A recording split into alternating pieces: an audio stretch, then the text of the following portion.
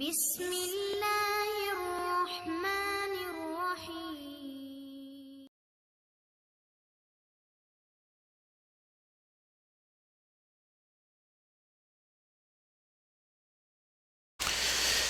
إن الحمد لله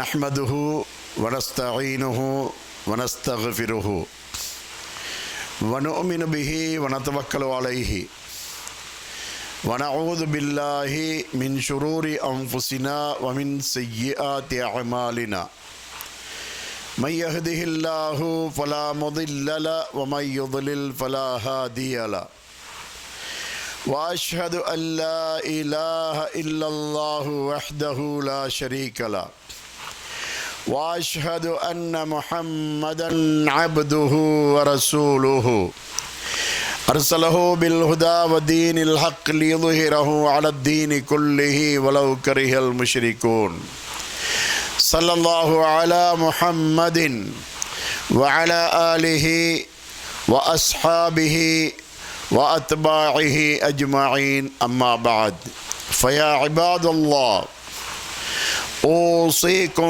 ونفسي أولا بتقوى الله فإن التقوى زاد للآخرة فالله تبارك وتعالى يقول في محكم تنزيله العظيم يا أيها الذين آمنوا اتقوا الله حق تقاته ولا تموتن إلا وأنتم مسلمون يا أيها الناس اتقوا ربكم الذي خلقكم من نفس واحدة وخلق منها زوجها وبث منهما رجالا كثيرا ونساء واتقوا الله الذي تساءلون به والأرحام إن الله كان عليكم رقيبا يا أيها الذين آمنوا اتقوا الله وقولوا قولا سديدا يصلح لكم أعمالكم ويغفر لكم ذنوبكم ومن يطع الله ورسوله فقد فاز فوزا عظيما فإن أصدق الحديث كتاب الله وخير الهدي هدي محمد صلى الله عليه وسلم وشر الأمور محدثاتها وكل محدثة بدعة وكل بدعة ضلالة وكل ضلالة في النار. புகழ் அனைத்தும் உலகனைத்தையும் படைத்தாளுகின்ற வல்ல அல்லாஹ் ஒருவனுக்கே ஆகும். சத்திய வழிகாட்டுவதற்காக அனுப்பப்பட்ட சத்திய தூதர் முஹம்மதுர் ரசூலுல்லாஹி ஸல்லல்லாஹு அலைஹி வஸல்லம் அவர்கள் மீதும் அவர்களது குடும்பத்தினர் தோழர்கள் அனைவர் மீதும் ஸலவாத்தும் சலாமும் உண்டாவதாக. புனித ஜும்மா கடமையை நிறைவு செய்வதற்காக இங்கு சமூகம் அளித்திருக்கும் எல்லாம் வல்ல அல்லாஹ்வின் நல்லடியார்களே, அன்புள்ள தோழர்களே, எவ்வாறானதொரு வாழ்க்கையை கொண்டு இம்மை மறுமை வெற்றியையும் அல்லாஹ்வின் அன்பையும் அருளையும் அவனுடைய அருட்கொடை என்னும் சுவர்க்கத்தையும் அடைந்து கொள்ள முடியுமோ அந்த வாழ்க்கையை எவ்வளவு சிரமத்துக்கு மத்தியிலும் கடைபிடித்தொழுகுமாறும், எவ்வாறானதொரு வாழ்க்கையை கொண்டு இம்மை மறுமையின் தோல்வியையும் அல்லாஹ்வின் கோபத்தையும் தண்டனையையும் அடைந்து கொள்ள வேண்டி வருமோ அந்த வாழ்க்கையிலிருந்து முற்றாக விலகி நடந்து கொள்ளுமாறும் முதலில் எனக்கும் அப்பால் உங்களுக்கும் உறுதியாக வசியத்து செய்து கொள்கிறேன். அல்லாஹ்வுடைய நல்லடியார்களே, அன்புள்ள தோழர்களே, ரசூலுல்லாஹி ஸல்லல்லாஹு அலைஹி வஸல்லம் அவர்கள் நமக்கு சொல்லுகின்ற ஒரு முக்கியமான ஒரு அறிவுரை, நிஅமத்தானி மக்பூனுன் ஃபீஹிமா கஸீரும் மினன் நாஸ் அஸ்ஸஹத்து வல் ஃபராக். அல்லாஹ்வுடைய அதிகமான அருட்கொடைகள் இருக்கின்றன. அந்த அருட்கொடைகளில் 2 அருட்கொடைகள் இருக்கின்றன. அந்த அருட்கொடைகள் விஷயத்திலே மக்கள் பாராமுகமாக கவனஈனமாக இருந்து கொண்டிருக்கிறார்கள் என்று சொல்லிவிட்டு நபி ஸல்லல்லாஹு அலைஹி வஸல்லம் சொன்னார்கள், அந்த 2ம் தான் ஆரோக்கியமும் ஓய்வும். இந்த 2ம் அல்லாஹ் நமக்கு வழங்கிய அருட்கொடைகளிலே மிகச் சிறப்பான 2 அருட்கொடைகள் என்று அல்லாஹ்வுடைய தூதர் ஸல்லல்லாஹு அலைஹி வஸல்லம் அவர்கள் சொல்கிறார்கள். சகோதரர்களே, அல்லாஹ் தஆலா நம்மிடமிருந்து எதிர்பார்ப்பது எப்போதும் அவனுடைய நினைவாகவே நாம் இருக்க வேண்டும். அவனுடைய நினைவாகவே நாம் இருப்பதற்கு அவன் நம்மிடமிருந்து எதிர்பார்ப்பது என்னவென்றால், அவனுக்கு நாம் செய்ய வேண்டிய வணக்க வழிபாடுகளை முறையாக உரிய நேரத்தில் செய்து கொண்டிருக்க வேண்டும். அல் குர்ஆன் 51வது அத்தியாயத்தின் 56வது வசனத்தில் அல்லாஹ் சொல்கிறான், வமா ஹலக்துல் ஜின்ன வல் இன்ச இல்லா லியஅபுதூன். மனிதனையும் ஜின்னையும் எனக்கு அவர்கள் அடிபணிந்து வணக்க வழிபாடுகள் செய்து வாழ வேண்டும் என்பதற்காகவே அன்றி நான் படைக்கவில்லை. இப்பொழுது இந்த பூமியிலே மனித சமுதாயத்தை அல்லாஹ் படைத்த நோக்கம் அவனுக்கு அடிபணிந்து வாழ வேண்டும், அவனுக்கு இபாதத்து செய்ய வேண்டும் என்பதுதான் நோக்கம். நாம் நமது ஒரு முழுமையான வாழ்க்கை, முழுமையான நாள், ஒரு முழுமையான நாளிலே அல்லாஹ்வை வணங்குவதற்கென்று, அவனை தொழுவதற்கென்று அல்லாஹ் நமக்கு ஒரு குறுகிய காலத்தை தான் தெரிவு செய்திருக்கான். 24 மணி நேர வாழ்க்கையில் 5 நேர தொழுகை. இந்த 5 நேர தொழுகைக்காக நாம் எடுத்துக்கொள்ளக்கூடிய அந்த நேரத்தை நாம் கணக்கிட்டு பார்க்கலாம். ஃபஜ்ருடைய 2 ரக்காத், லோஹர் அசர் 4 ரக்காத், மாரிபு 3 ரக்காத், இஷா 4 ரக்காத். இந்த 4 தொழுகையையும் தொழுவதற்கு நமக்கு ஒரு அரை மணி நேரம், கூடினா ஒரு 40 நிமிட நேரம் போதுமானது. 24 மணித்தியாலத்தில் 1 மணி நேரம் கூட அல்லாஹ்வை வணங்குவதற்கென்று அவன் நமக்கென்று நேரம் ஒதுக்கவில்லை. ஏனைய 23 மணி நேரத்தையும் அல்லாஹ் நமக்கு சுதந்திரமாக தந்திருக்கிறான். நமக்கு நிம்மதியாக உறங்குவதற்கு நேரம் தந்திருக்கிறான், உழைப்பதற்கு நேரம் தந்திருக்கின்றான், குடும்பங்களோடு சேர்ந்து வாழ்வதற்கு நேரம் தந்திருக்கின்றான், நண்பர்களோடு நேரத்தை கழிப்பதற்கு நேரம் தந்திருக்கின்றான். இப்படி இந்த பூமியிலே நமக்கு சுதந்திரமாக நமக்கு வாழ்வதற்கு வழி தந்திருக்கிறான். இவ்வளவும் இந்த பூமியில் நமக்கு நிரந்தரமான வாழ்க்கை இல்லை. நமக்கு நிரந்தரமான வாழ்க்கை மறுமை வாழ்க்கை தான். அந்த மறுமை வாழ்க்கைக்காகத்தான் இந்த உலகத்தை தயார்படுத்துமாறு அல்லாஹ் நமக்கு சொல்லியிருக்கிறான். அத்துன்யா மஸ்ரஅத்துல் லில் ஆகிரா.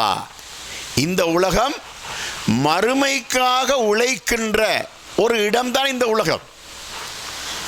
ஒரு மனிதன் தன்னுடைய உழைப்பின் மூலமாக அவன் சேமிக்கின்ற சேமிப்பு என்பதை எடுத்துக்கொண்டால் அது போன்ற ஒன்றுதான் இந்த உலகத்திலே நாம் தேடுகின்ற நன்மைகள் எல்லாம் மறுமையில் நாம் சுவர்க்கத்தை அடைந்து கொள்ள வேண்டும் என்பதற்காகத்தான்.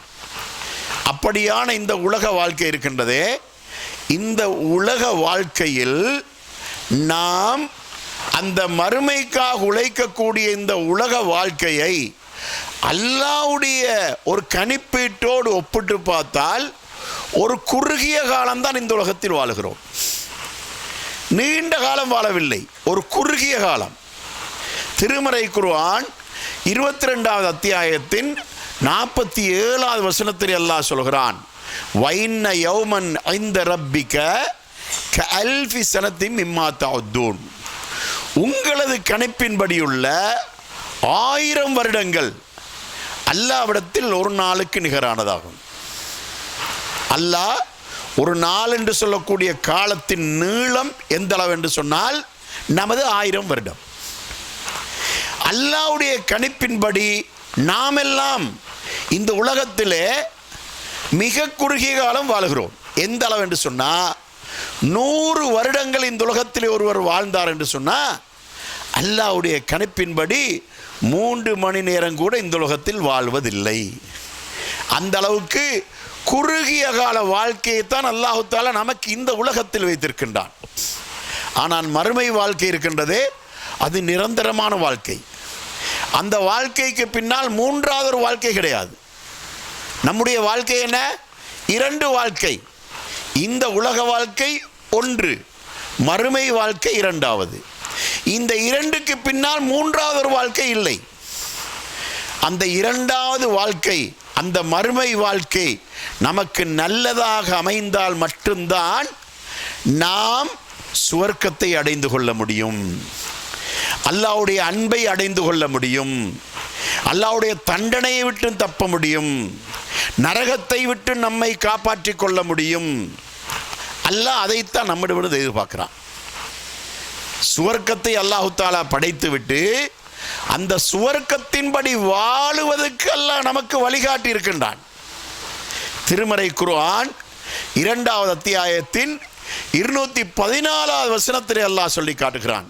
அம் ஹசிபுத்தும் அன் ததுகுலுல் ஜன்னத வலம்மா யத்திக்கும் மஸலுல்லதீன ஹலவு மின் கப்லிக்கும் மஸ்ஸத்துஹுமுல் பஸாஉ வல்லர்ராஉ வஸுல்ஸிலு ஹத்தா யகூலர் ரசூலு வல்லதீன ஆமனு மஅஹு மத்தா நஸ்ருல்லாஹ் அலா இன்ன நஸ்ரல்லாஹி கரீப்.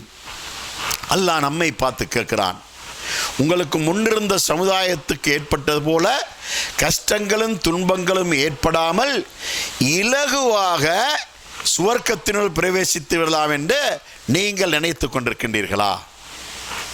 உங்களுக்கு முன்னிருந்த சமுதாயத்தில் உள்ள தூதர்களும் அவர்களை விசுவாசம் கொண்ட மக்களும் எதுவரைக்கும் அவர்கள் சிரமப்பட்டார்கள் என்றால் அல்லாஹ்வுடைய உதவி எப்பொழுது வரும் என்று வாய் திறந்து கேட்கின்ற அளவுக்கு அவர்கள் எதிரிகளால் சோதிக்கப்பட்டிருக்கிறார்கள். அப்படிப்பட்ட அந்த துன்பங்கள் கஷ்டங்களுக்கு பின்னால் தான் உங்களுக்கு சுவர்க்கம் கிடைக்கும். நமக்கு சுவர்க்கம் கிடைப்பதற்கு 2 வழிகள் இருக்கின்றன. நபி ஸல்லல்லாஹு அலைஹி வஸல்லம் அவரது காலத்திலே அன்றிருந்த முஸ்லிம்களுக்கு சுவர்க்கம் கிடைப்பதற்கு அவர்களுக்கு 2 வழிகள் இருந்தன.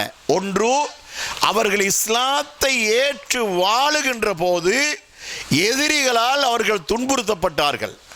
அந்த துன்பங்களை தாங்கிக் கொள்ள வேண்டிய தேவை அவர்களுக்கு இருந்தது. இரண்டாவது, அல்லாஹ்வுக்கு செய்ய வேண்டிய இபாதத்துகளை செய்ய வேண்டும், அதன் மூலமாகவும் தான் அவர்கள் சுவர்க்கத்தை அடைய வேண்டும். ஆனால் இன்று அல்லாஹ் நமக்கு அந்த 2ல் ஒன்றை இலகுபடுத்தி விட்டான். எதிரிகள் நம்மை துன்படுத்துவதில்லை. இஸ்லாத்தில் இருப்பதற்காக இஸ்லாத்தை விட்டு வெளியேறிவிடு என்று சொல்லி எதிரிகள் நம்மை துன்புறுத்துவதில்லை. ஆனால் இன்று நாம் அந்த மறுமையிலே சுவர்க்கத்தை அடைந்து கொள்வதற்காக நாம் தேடிக்கொள்ள வேண்டிய ஒரே ஒரு வழி என்னவென்று சொன்னால், அல்லாஹ்வுக்கு செய்ய வேண்டிய இபாதத்துகளை செய்ய வேண்டும். அந்த இபாதத்துகளை செய்வதற்கு அல்லாஹ் நம்மிடமிருந்து என்ன எதிர்பார்க்கிறான் தெரியுமா? ஹலாலான உழைப்பு, ஹலாலான உணவு, அல்லாஹ்வுடைய கட்டளையின்படி வாழுகின்ற வாழ்க்கை முறை. அல்லாஹ் எவைகளெல்லாம் நமக்கு தடை செய்திருக்கின்றானோ அந்த தடைகளை நாம் செய்யக்கூடாது, அந்த தடைகளை நாம் மீறக்கூடாது. அதே போல அல்லாஹ் நமக்கு எவைகளெல்லாம் ஹலாலாக்கினானோ அவைகளை மட்டுமே நாம் இந்த உலகத்திலே அனுபவிக்க வேண்டும். இப்படியான வாழ்க்கை நமது வாழ்க்கையிலே, இந்த உலகத்திலே நாம் மறுமைக்காக நம்மை தயார்படுத்திக் கொள்வதற்கு, சுவர்க்கத்துக்காக நம்மை தயார்படுத்திக் கொள்வதற்கு நாம் செய்ய வேண்டிய ஒரு காரியம் என்ன? இபாதத்து, வணக்க வழிபாடுகள் அல்லாஹ்வுக்காக செய்ய வேண்டும். இரண்டாவதாக, நம்முடைய உழைப்பு ஹலாலாக இருக்க வேண்டும், உணவு ஹலாலாக இருக்க வேண்டும். இவைகளை கொண்டுதான் நாம் மறுமையிலே சுவர்க்கத்தை அடையக்கூடியவர்களாக இருந்து கொண்டிருக்கின்றோம். அதனால் இந்த உலகம் நமக்கு சொற்பமானது. இந்த உலகத்துக்காக நாம் எந்த அர்ப்பணங்களும் செய்துவிடக்கூடாது. அல்லாஹு தாலா நம்ம எல்லோருக்கும் பரிச்சயமான ஒரு சூறாவிலே சொல்லி காட்டுகின்றான். அல்ஹாக்கு முத்தகாசுர் ஹத்தா ஜுருத்துமுல் மக்காபிர். இந்த உலகத்தில் இருக்கின்ற ஆசைகளிலே நீங்கள் மூழ்கி போயிருக்கின்றீர்கள், உங்களை பராக்காக்கி இருக்கின்றது. இந்த உலகம் தன் பக்கமாக உங்களை மயக்கி இருக்கின்றது. எதுவரைக்கும் என்றால் ஹத்தா ஜுருத்துமுல் மகாபிர், உங்களுடைய மண்ணறைகளை, உங்களது கபறுகளை நீங்கள் சந்திக்கின்ற வரைக்கும் இந்த உலக ஆசையிலே நீங்கள் மூழ்கி போயிருக்கின்றீர்கள் என்று அல்லாஹு தஆலா இந்த சூறாவிலே நம்மை பார்த்து சொல்லுகின்றான். இப்பொழுதோ நமது மக்கள் நாம் மறுமையை பற்றி நினைக்கக்கூடிய அளவுக்கு நம்முடைய வாழ்க்கை இல்லை. நாம் இந்த உலகத்திலே உழைக்க வேண்டும், பணங்காசிகள் சேர்க்க வேண்டும், சொத்துக்களை சேர்க்க வேண்டும், பொருள்களை சேர்க்க வேண்டும், ஆடம்பரமாக வாழ வேண்டும் என்ற எண்ணம் தான் இந்த உலகத்தில் இருக்கின்ற மக்களிடத்திலே அதிகமாக இருந்து கொண்டிருப்பதை நாம் பார்க்கின்றோம். ஆனால் அல்லாஹ் நமக்கு என்ன சொல்கிறான்? நமக்கு நிரந்தரம் இந்த உலகம் அல்ல, மறு உலகம்தான் நமக்கு நிரந்தரமான உலகம். அந்த உலகத்துக்காக நம்மை நாம் தயார்படுத்தி கொள்ள வேண்டும் என்றுதான் அல்லாஹ் நமக்கு சொல்கின்றான். அப்படி அவைகளை நாம் தயார்படுத்தி கொள்ள வேண்டுமாயிருந்தால் அதற்குரிய ஒரே வழி என்னவென்று சொன்னால், அல்லாஹ்வுடைய கட்டளையின்படி இந்த பூமியிலே நாம் வாழ வேண்டும். அல்லாஹ் எவைகளெல்லாம் நமக்கு ஆகமாக்கினானோ அவைகளை நாம் அனுபவிக்க வேண்டும். அல்லாஹ் நமக்கு எவைகளெல்லாம் தடை செய்தானோ அந்த தடைகளிலிருந்து நாம் அவைகளை மீறாமல் நாம் அதன்படி வாழ வேண்டும் என்றுதான் அல்லாஹ் நம்மிடமிருந்து எதிர்பார்க்கின்றான். அப்படியான ஒரு வாழ்க்கை நாம் வாழுவதற்காகத்தான் அல்லாஹு தஆலா தன்னை எப்போதும் நினைத்து கொண்டே இருக்க வேண்டும் என்பதற்காகத்தான் ஒரு நாளைக்கு 5 வேளை தொழுகையை நமக்கு கடமையாக்கியிருக்கின்றான். இந்த 5 வேளை தொழுகையை பற்றி அல்லாஹ் சொல்லும்போது என்ன சொல்கிறான்? அக்கிமிஸ் ஸலாத்த லிதிக்ரி, என்னை நினைவுபடுத்துவதற்காக தொழுகையை நிலைநாட்டுவீராக என்று அல்லாஹ் நம்மை பார்த்து சொல்கின்றான். அல்லாஹ்வை நினைவுபடுத்துவதுதான் இந்த தொழுகையின் மூலமாக நாம் அடைகின்ற ஒரு முக்கியமான ஒன்று என்பதை அல்லாஹ் நமக்கு இந்த இடத்திலே சொல்லி காட்டுகின்றான்.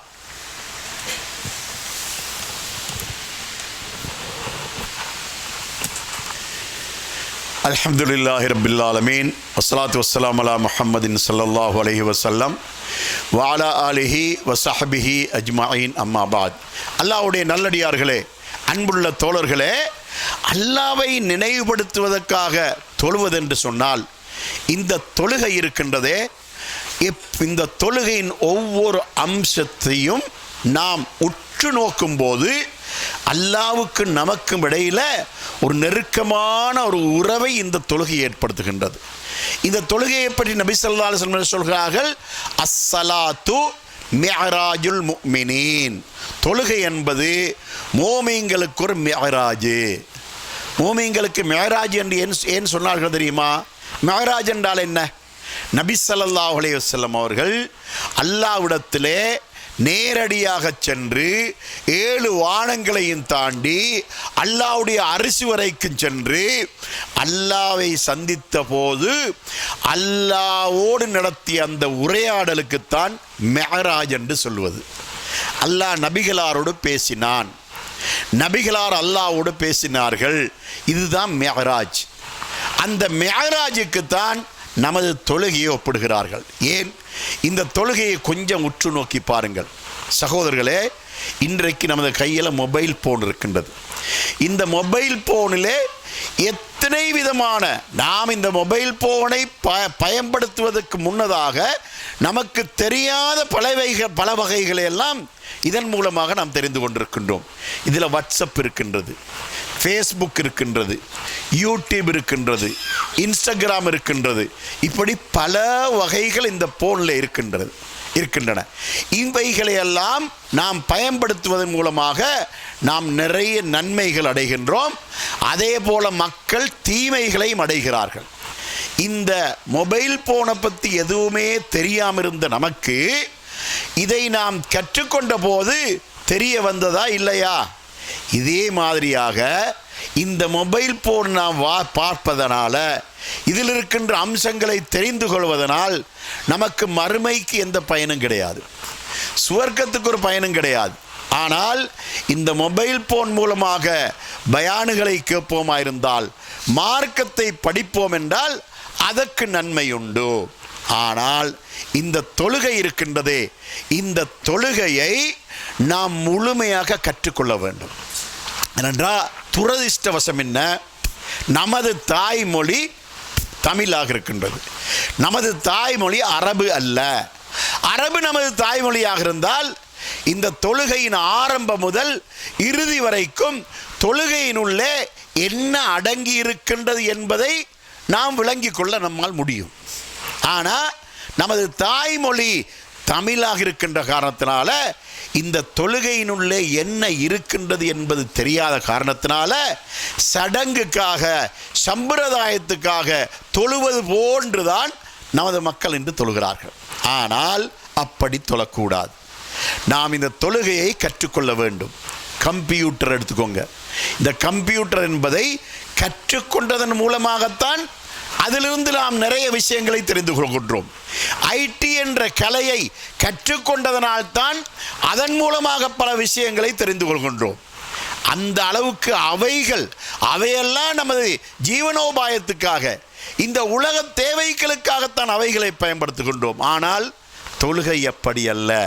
அஸ்ஸலாத்து மிஃப்தாஹுல் ஜன்னா. தொழுகை என்பது சுவர்க்கத்தின் திறவுகோல், சுவர்க்கத்தை திறக்கக்கூடிய ஒரு திறப்பு, ஒரு சாவி என்பதாக அல்லாஹ்வுடைய தூதர் ஸல்லல்லாஹு அலைஹி வஸல்லம் சொல்லிவிட்டார்கள். இந்த தொழுகையிலே என்ன இருக்கின்றது என்பதை தெரிந்து கொள்ள வேண்டும் என்றால் அல்லாஹு அக்பர் என்று தக்பீர் கட்டிய உடனே நாம் ஓதுகின்ற ஒவ்வொன்றும் அல்லாஹ்வுக்கும் நமக்கும் இடையில ஒரு நெருக்கமான நேரடியான உறவாக இருப்பதை பார்க்கின்றோம். தக்பீர் கட்டியவுடனே நாம் அல்லாஹும்ம பாஇத் பைனி வ பைன ஹதாயாய கமா பாஅத்த பைனல் மஷ்ரிகி வல் மக்ரிபி. அல்லாஹ்வே, கிழக்குக்கும் மேற்குக்கும் இடையிலே எந்த அளவு தூரம் இருக்கின்றதோ அந்த அளவு எனக்கும் தப்பு தவறுகளுக்கும் இடையிலே தூரத்தை ஏற்படுத்துவாயாக. அல்லாஹ்விடத்தில் கேட்கிறோம். நாம் பாவங்கள் தப்பு தவறுகள் செய்வதிலிருந்து நீ என்னை பாதுகாக்க வேண்டும். எந்த அளவென்றால் கிழக்குக்கும் மேற்குக்கும் இடையில் எந்த அளவு தூரம் இருக்கின்றதோ அந்த அளவு எனக்கும் தப்பு தவறுகளுக்கும் இடையில தூரத்தை ஏற்படுத்துவாயாக.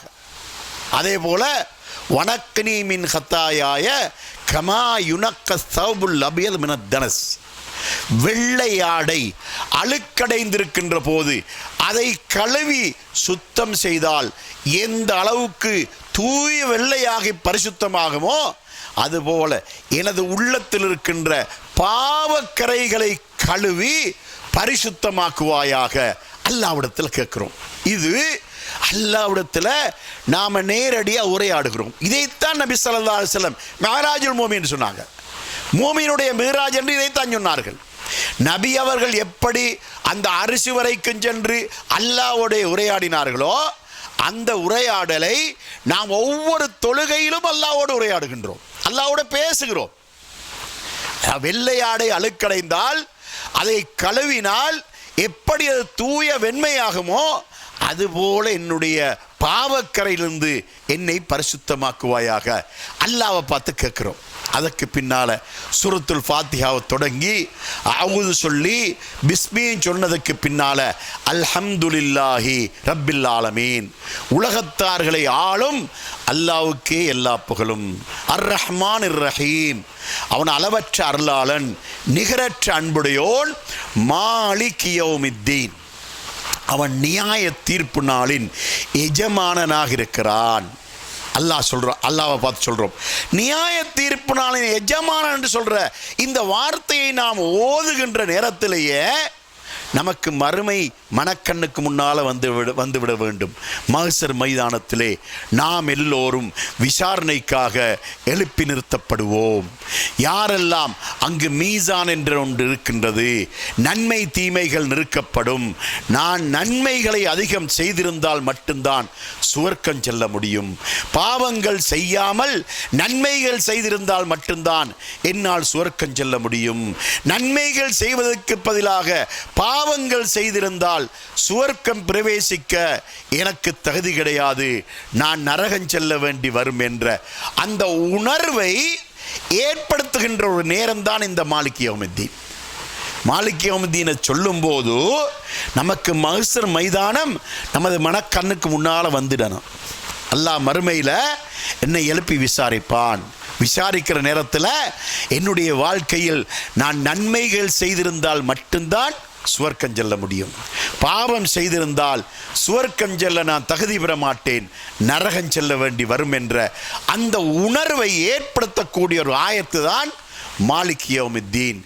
ஈயாக்க நஅபுது, உன்னையே வணங்குகிறோம், வ ஈயாக்க நஸ்தஈன், உன்னிடமே உதவியும் தேடுகிறோம், இஹ்தின ஸிராத்தல் முஸ்தகீம், எங்களை நேரான வழியில் நடத்துவாயாக, ஸிராத்தல்லதீன அன்அம்த அலைஹிம், யாருக்கு நீ அருள் புரிந்து அந்த வழியில் அவர்கள் நடந்தார்களோ அந்த வழியில் நடத்துவாயாக, கைரில் மக்லூபி அலைஹிம் வலல்லாலீன், உனது கோபத்துக்குள்ளானவர்களும் வழி தவறியவர்களும் சென்ற வழியாக அது இருக்கக்கூடாது என்று அல்லாஹ்வோடு நேரடியாக நம்முடைய அந்த உரையாடலை செய்கின்றோம்.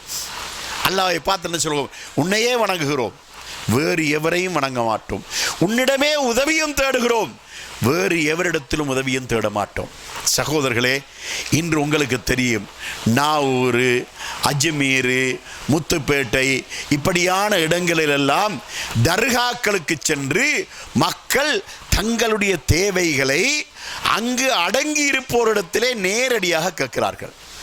அவுலியாக்களே உதவி செய்யுங்கள், அவுலியாக்களே நோயை குணப்படுத்துங்கள், அவுலியாக்களே எனது மகளுக்கு வரமில்லை, ஒரு திருமணம் முடித்து வைக்க ஒரு மாப்பிள்ளையை தேடித்தாருங்கள், இப்படியெல்லாம் சொல்லி மக்கள் கேட்கிறார்களா இல்லையா?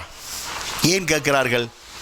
அந்த மக்களுக்கு சிறு பருவத்திலேயே ஈயாக்க நஅபுது வ ஈயாக்க நஸ்தஈனுடைய அந்த தெளிவு கொடுக்கப்படவில்லை. அது சிறு பருவத்திலே இந்த தெளிவு கொடுக்கப்பட்டிருந்தால் இந்த தர்கா கட்டப்பட்டும் இருக்க மாட்டாது, இந்த தர்காவிடத்திலே மக்கள் சென்று அவருடைய தேவையை கேட்டும் இருக்க மாட்டார்கள். ஏன்? கடந்த கால சமுதாயத்தில் இருந்த அறிஞர்களால் விடுபட்ட ஒரு பிழைதான் இது. ஏன்? ஆக குறைந்தது நாம அல்லாஹ்வுக்காக தொழுகின்ற தொழுகையோடு சம்பந்தப்பட்ட இந்த சூரத்துல் ஃபாத்தியாவையாவது நமது மக்களுக்கு முழுமையாக கற்றுக் கொடுத்தார்களா? முழு குர்ஆனையும் படிப்பதை இரண்டாம் கட்டமாக வைத்துக் கொள்வோம். நாம ஒரு நாளைக்கு தொழுகின்ற தொழுகை, ஒரு மனிதன் அவனுடைய வாழ்நாளில் ஒரு 50 வருடம் தொழுதாண்டு வைங்க, 50 வருடம் தொழுதா இந்த 50 வருடங்களும் தொழுகின்ற எத்தனை ஆயிரக்கணக்கான தொழுகை, அத்தனை ஆயிரக்கணக்கான தொழுகையிலும் அத்தனை ரக்காத்துகளிலும் இந்த சூரத்துல் ஃபாத்தியா மட்டும்தான் ஓதப்படுகிறது, வேறு எதுவும் இல்லை. புதிதாக சூரத்துல் ஃபாத்தியாவுக்கு பதிலாக வேறு எதுவும் ஓதப்படுவதில்லை.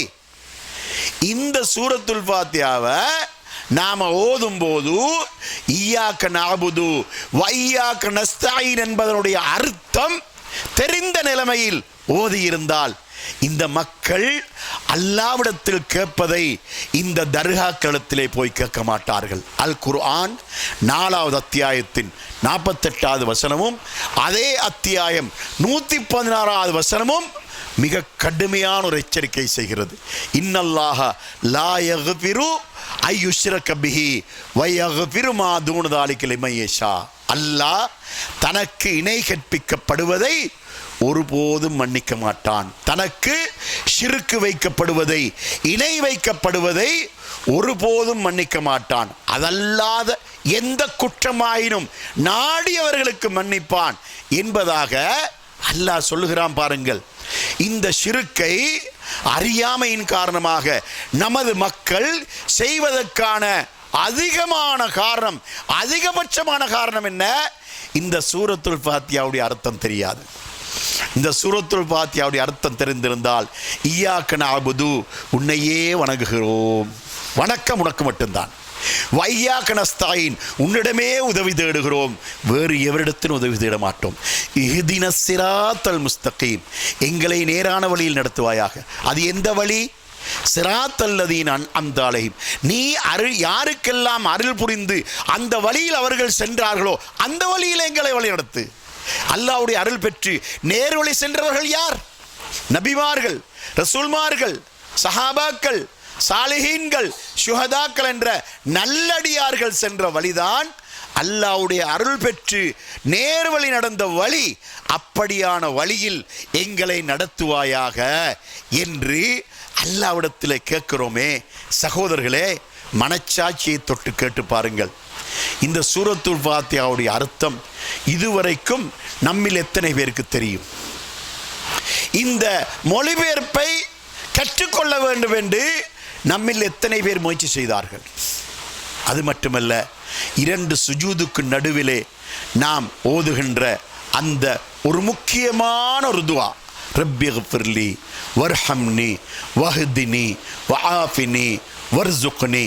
அல்லாவே, என்னை மன்னிப்பாயாக, என் மீது அன்பு காட்டுவாயாக, எனக்கு நேரான வழியை காட்டுவாயாக, என்னை தீமைகள் பாவங்களை விட்டும் தூரப்படுத்துவாயாக, இந்த உலக வாழ்க்கையிலே எனக்கு தேவையான எல்லாவற்றையும் தந்து விடுவாயாக. இந்த துஆவுடைய பெருமதியை பாருங்கள். சாதாரண துஆவா இது? ஒரு மனிதனுடைய 5 அம்சங்கள் கேட்கப்படுகிறது. இந்த துஆவில் 5 அம்சங்கள் கேட்கப்படுகிறது. அதில் 4 அம்சம் மறுமையோடு தொடர்பானது. ஒரே ஒரு அம்சம் இந்த உலகத்தோடு தொடர்பானது. உலகத்தோடு தொடர்பான ஒரு அம்சத்தை எடுத்து பார்த்தால் நமது முழு வாழ்க்கையையும் உள்ளடக்கிய ஒன்றாக அது இருக்கின்றது. வர்ஸுக்னி, இந்த உலக வாழ்க்கைக்கு எனக்கு என்னவெல்லாம் தேவையோ அவைகளை தருவாயாக. உணவு தருவாயாக, உடை தருவாயாக, உழைப்பு தருவாயாக, நோயிலிருந்து பரிகாரம் தருவாயாக, நல்ல குடும்ப வாழ்க்கை தருவாயாக. இப்படி இந்த உலகத்தில் நமக்கு என்னென்ன தேவைகள் உண்டோ அவை அனைத்தையும் அல்லாஹ்விடத்தில் ஒரே ஒரு சொல்லை கொண்டு கேட்கிறோம், வர்ஸுக்னி, எனக்கு நீ ரிஸ்க் தருவாயாக என்று அல்லாஹ்விடத்திலே கேட்கிறோம். இப்போது இந்த துஆவை அர்த்தம் புரிய நாம் ஓதினால் இந்த உணர்வு நமக்கு வருமா இல்லையா? அல்லாஹ் ரப்பிக்ஃபிர்லி வர்ஹம்னி வஹ்தினி வஆஃபினி வர்ஸுக்னி என்று சொல்லக்கூடிய இந்த துஆவை அர்த்தம் புரிய ஓதினால் அந்த தொழுகை நமக்கு உள்ளச்சமுள்ள தொழுகையாக இருக்குமா இல்லையா? அல்லாஹு தஆலா தொழுகையின் மூலமாக தன்னை நினைவுபடுத்துமாறு சொல்கிறானே, அது எப்படி சாத்தியப்படும்? இந்த தொழுகையோடு தொடர்புடைய ஒவ்வொரு அம்சத்துடைய மொழிபெயர்ப்பையும் நாம் கற்றுக்கொண்டால் தான் அது சாத்தியப்படும். ஆயிஷா நாயகி சொல்கிறார்கள், நபி ஸல்லல்லாஹு அலைஹி வஸல்லம் அவர்கள் தொழுகையிலே அவர்கள் அத்தஹியாத்திலே கடைசியாக இன்னக ஹமீதும் மஜீதுக்கும் சலாம் கொடுப்பதற்கும் இடையிலே ஓதப்படக்கூடிய துஆக்களிலே 4 ஃபித்னாக்களை விட்டும் அல்லாஹ்விடத்தில் பாதுகாவல் தேடாமல் அவர்கள் சலாம் கொடுக்க மாட்டார்கள். அல்லாஹும்ம இன்னி அஊது பிக்க மின் அஸாபில் கப்ர் வஅஊது பிக்க மின் அஸாபின் நார் வஅஊது பிக்க மின் ஃபித்னத்தில் மஹ்யா வல் மாத் வஅஊது பிக்க மின் ஃபித்னத்தில் மஸீஹித் தஜ்ஜால். 4 வகையான ஃபித்னா. அல்லாஹ்வே, கப்ர் வேதனை விட்டும் பாதுகாவல் தேடுகிறேன், நரக வேதனை விட்டும் பாதுகாவல் தேடுகிறேன், இந்த உலக வாழ்க்கையின் போது ஏற்படுகின்ற சோதனைகளும் மரணத்தின் போது ஏற்படுகின்ற சோதனைகளை விட்டும் பாதுகாவல் தேடுகிறேன், தஜ்ஜாலுடைய வருகையின் போது ஏற்படுகின்ற சோதனைகளை விட்டும் பாதுகாவல் தேடுகிறேன் என்ற இந்த துஆவை நபி ஸல்லல்லாஹு அலைஹி வஸல்லம் அவர்கள் ஓதாமல் தொழுகையில் சலாம் கொடுக்க மாட்டார்கள் என்று ஆயிஷா நாயகி சொல்கிறார்கள். இந்த துஆ நம்மில் எத்தனை பேருக்கு பாடம்? அத்தஹியாத்திலே இன்னக ஹமீதும் மஜீதுக்கு பின்னால் ஓதப்படக்கூடிய துஆக்கள் நமக்கு பாடமா? அல்லாஹும்ம ஃபிர்லி மா கத்தம்து வமா அக்கர்து வமா அஸ்ரர்து வமா அலந்து வமா அந்த அலோ பிஹி மின்னி அந்தல் முகத்திமு வாந்தல் முஅக்கிரு வாந்த அலா குல்லி ஷைஇன் கதீர். இந்த துஆ நமக்கு பாடமா? நம்மில் எத்தனை பேருக்கு பாடம்? இந்த துஆவில் என்ன சொல்கிறோம்? அல்லாஹ்வே, முன் செய்த பாவம், பின் செய்த பாவம், இரகசியமாக செய்த பாவம், பகிரங்கமாக செய்த பாவம், எல்லா பாவங்களையும் நீ மன்னிப்பாயாக. இது நமக்கு பாடமா? இதை பாடமிட்டு ஓதுகிறோமா? இப்பொழுது நமக்கு ஒரு உணர்வு வர வேண்டும். என்ன உணர்வு தெரியுமா? இதுகால வரைக்கும் தொழுகையை நாம் உணர்ச்சி பூர்வமாக நாம் தொழவில்லை. இப்பொழுதுதான் இந்த தொழுகையை உணர்ச்சி பூர்வமாக தொழுவதென்றால் எப்படி என்பது எனக்கு விளங்க வருகிறது. தொழுகையோடு தொடர்புடைய ஆரம்ப தக்பீர் முதல் சலாம் கொடுத்து முடிக்கின்ற வரைக்கும், சலாம் கொடுத்ததற்கு பின்னால் ஓதக்கூடிய துஆக்கள் வரைக்கும் எல்லாவற்றுடைய மொழிபெயர்ப்புகளையும் மனப்பாடமிட்டு கொள்ள வேண்டும் என்ற ஒரு உணர்வு இப்பொழுதுதான் எனக்கு வந்திருக்கின்றது. நான் இனிமேல் இதை பாடமிட்டு கொண்டு ஓதப் போகிறேன் என்ற ஒரு முடிவுக்கு வருவோமா இருந்தால் நம்முடைய தொழுகையிலே அல்லாஹ் எதை எதிர்பார்க்கிறானோ அது கிடைக்கும். அல்லாஹ் என்ன சொன்னான்? அக்கிமி ஸலாத்த லிதிக்ரி, என்னை நினைவுபடுத்துவதற்காக தொழுகையை நிலைநாட்டுவீராக என்று அல்லாஹ் சொன்னானே. எப்படி நினைவுபடுத்தலாம்? நான் இப்பொழுது சொன்ன மொழிபெயர்ப்புகள் ஒவ்வொன்றையும் உணர்வுபூர்வமாக நாம் ஓதிக்கொண்டிருந்தால் அல்லாஹ்வுடைய நினைவு நமக்கு வருமா இல்லையா? மொழிபெயர்ப்பு தெரியாமல் ஓதுகின்ற காரணத்தினால்தான் நமக்கு இந்த தொழுகை சடங்காக சம்பிரதாயமாக மாறியிருப்பதை பார்க்கின்றோம். ஹரம் ஷரீஃபிலே தொழுகை நடத்துகின்ற இமாம் தொழுகையிலே குர்ஆனை ஓதி கொண்டிருக்கின்ற போது அழுகிறாரே. ஏன் அழுகிறார்? நரகத்தை பற்றிய வசனம் வரும்போது அவருக்கு புரிகிறது, அச்சங்கொண்டு அழுகிறார். சுவர்க்கத்தை பற்றிய வசனங்கள் வரும்போது அவருக்கு புரிகிறது, அந்த சுவர்க்கம் தனக்கு வேண்டும், அல்லாஹ் எனக்கு தர வேண்டும் என்ற அந்த வேண்டுகோளோடு அழுகிறார். இதற்கு முன்னால் கடந்த கால சமுதாயத்தவர்கள் அழிக்கப்பட்ட அந்த சமுதாயங்களுடைய அந்த சரித்திரம் வரும்போது அழுகிறார். ஏன்? அல்லாஹ் அவனுடைய கட்டளையின்படி நடக்காதவர்களை அழித்து விடுகிறான் என்பதையெல்லாம் உணர்ந்து அழுகிறார்கள். அதனால் நாமும் நம்முடைய உள்ளத்திலே அல்லாஹ்வை பற்றிய அதிகமான அச்சம் ஏற்படுவதற்கான 2 வழிகள் இருக்கின்றன. அதில் முதலாவது வழி என்ன? நாம் தொழுகின்ற தொழுகையில் உள்ள அனைத்து அம்சங்களுடைய மொழிபெயர்ப்புகளையும் தெரிந்து கொள்ள வேண்டும். 2வது வழி என்ன? அல் குர்ஆனுடைய மொழிபெயர்ப்பை நாம் எடுத்து தொடர்ச்சியாக முழுமையாக வாசித்து நம்முடைய வாழ்க்கையிலே மாற்றங்களை ஏற்படுத்தி கொள்ள வேண்டும். இதனூடாக நாம் இந்த உலக ஆசையை குறைத்து மறுமையின் மீது அதிகமான ஆசை கொண்டு, நரகத்துக்கு அச்சம் கொண்டு, சுவர்க்கத்துக்கு ஆசை வைத்து அவைகளை அந்த சுவர்க்கத்தை அடைந்து கொள்கின்ற அந்த முயற்சியில் ஈடுபட முடியும். மன் கான ஆஹிரு கலாமிஹி லா இலாஹ இல்லல்லாஹ் தஹலல் ஜன்னா, எவருடைய கடைசி வார்த்தை லா இலாஹ இல்லல்லாஹ்வாக இருக்கின்றதோ அவர் சுவர்க்கம் பிரவேசிப்பார் என்று நபி ஸல்லல்லாஹு அலைஹி வஸல்லம் சொன்னார்கள். நமது கடைசி வார்த்தை லா இலாஹ இல்லல்லாஹ்வாக இருக்க வேண்டுமாயிருந்தால் பாவங்கள் செய்யாதவர்களாகவும் நன்மைகள் செய்கின்றவர்களாகவும் தொழுகையை முறையாக தொழுகின்றவர்களாகவும் குர்ஆனை அதிகமாக ஓதுகின்றவர்களாகவும் நம்முடைய வாழ்க்கையை கழிக்க முயற்சி செய்ய வேண்டும். வல்ல ரஹ்மான் அதற்கு நம் எல்லோருக்கும் துணை புரிந்தருள்வானாக. வ ஆகிரு தஅவானா அனில் ஹம்துலில்லாஹி ரப்பில் ஆலமீன்.